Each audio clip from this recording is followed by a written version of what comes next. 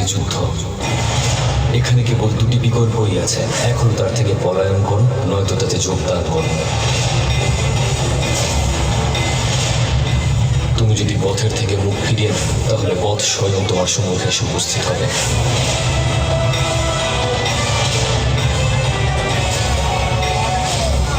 যদি সমস্যার সমাধান না পাওয়া যায়, তাহলে তাকে বিনাশ করতে হবে।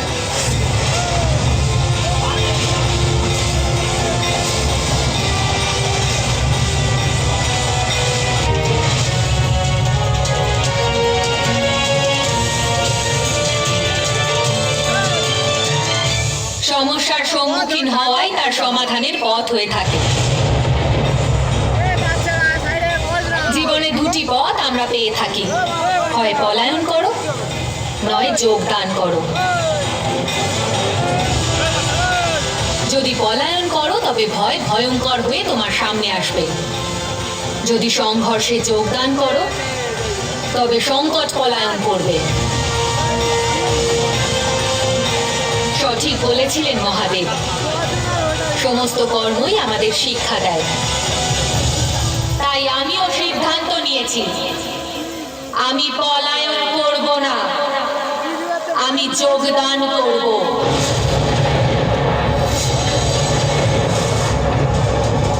আমার নিজের দায়িত্ব আর কর্তব্যকে নিখুঁতভাবে পালন করব আমি।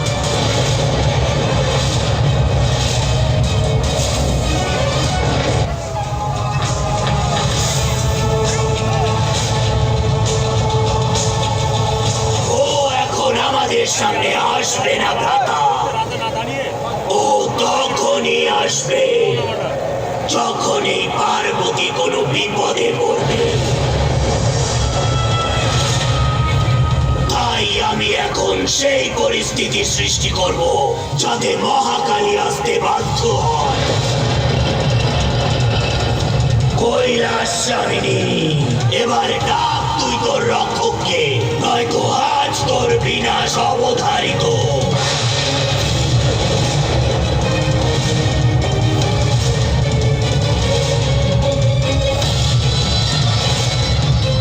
তুই চোখ রাঙাচ্ছিস কাকে? ডাক এবার তোর রক্ষক মহাকালীকে। না আমি ওকে ভয় পাই, আর না তোকে।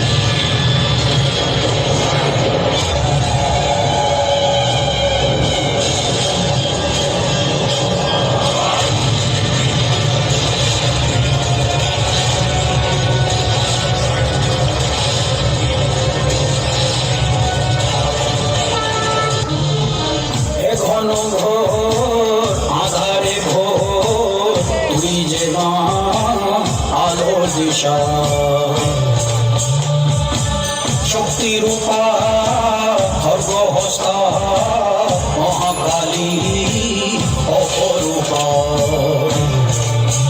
তোর প্রলয়ঙ্করী রূপে কেঁপে ওঠে শত্রুর তরবারি জয় জয় মা হৃদয়ের ভাষা যায় প্রাণ সে যে মা তুলির পরশে তরি कर्म में मोक्ष भी में प्रकाश में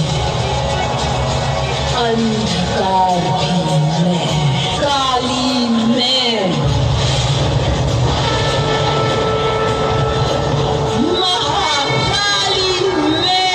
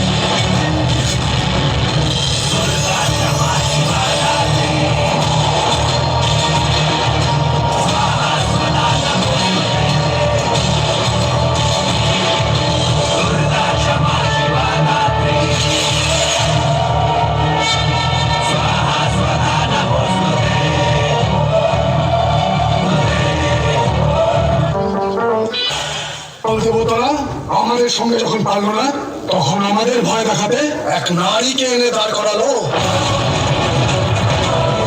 কেবলমাত্র শরীরে কালো রং মেখে আসলেই কালের সম্মুখীন হওয়া যায় না মূর্খ নারী যে আজ তোকে মৃত্যুর মুখে পাঠিয়েছে সে খুব ভালো করেই জানে যে এই সমগ্র রণভূমিতে এমন আর কেউ নেই যে চন্ড আর মুন্ডের সম্মুখীন হবে ব্রহ্মাণ্ডের চিরন্তন সত্য হলো এই যে শক্তির অধিকারী কেবলমাত্র পুরুষরাই হয়, নারীরা তো চিরকালই অবলা। নারীদের জন্মই হয় চিরকাল পুরুষদের পেছনে থাকার জন্য, পুরুষদের সামনে মাথা নিচু করে।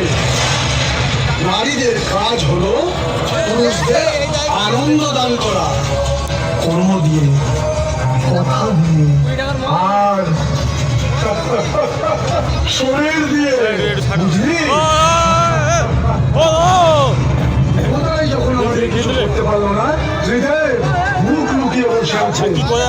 সেখানে তুমি কি করবে বলো না?